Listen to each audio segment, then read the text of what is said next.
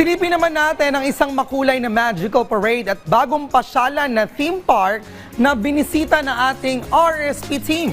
Perfect naman kaya yung pasyalan ngayong Christmas season? Let's all watch this.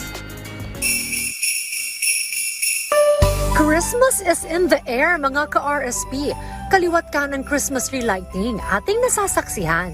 Tunay ngang Pasko ang pinakamasayang panahon sa ating mga Pinoy. Selebrasyon ito ng pagmamahal, pagkakaisa at pagpapasalamat sa Panginoong Hesus na isinilang sa araw na ito. Ang Pasko rin ay para sa mga bata at pusong bata. Tulad na lamang ng isinagawang Grand Magical Parade sa isang mall sa Cavite.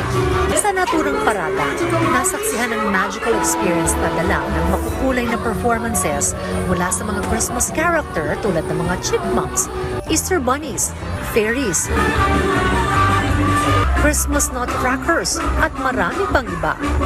Dagdagan pa ng touch ng fairy tale magic, nasaksihan din ang pagtatanghal ng ating favorite princess and princesses.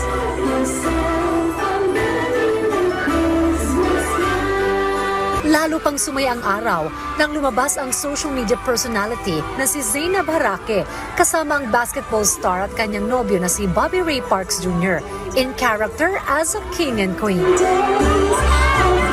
Pagkatapos ng mga pagtatanghal, ay pumarada sa loob ng mall ang mga Christmas characters spreading joy and happiness sa bawat taong kanilang madadaanan.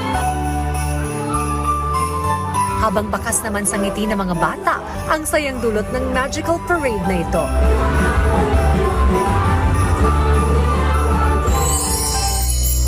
Sa isang theme park naman sa Batangas, bubungad agad sa iyo ang malaking kastilyo na kulay asul na dinadayo ng mga chikiting. Maganda po, sama niyo po yung pamilya ninyo, kaibigan, jowa, yan, kahit sino, sama niyo kayo. Apakaganda po rito. Maganda po yung mga attraction sa loob, mag-e-enjoy lahat. Madami po kaming napuntahan na events po katulad po ng Infinite Space tsaka Laser Room po. Enjoy ka raw ba na?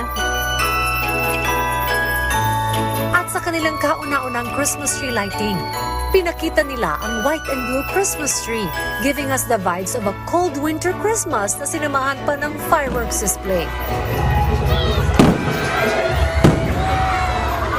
Sobrang magical. Tapos yung fireworks pa, feeling ko nasa ibang bansa ako, but I didn't have to fly out.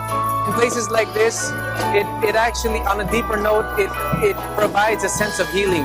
When you're here, you're just in love, you're just enjoy, especially ngayon may mga Christmas, may lights. Meron ding immersive dining experience ang nasabing theme park with cosmic flower display.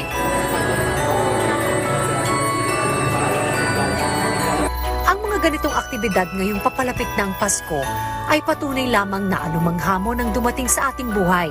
Ang Pasko pa rin ang magbibigay sa atin ng panibagong pag-asa. Tunay ngang wala pa ring tatalo sa Paskong Pinoy.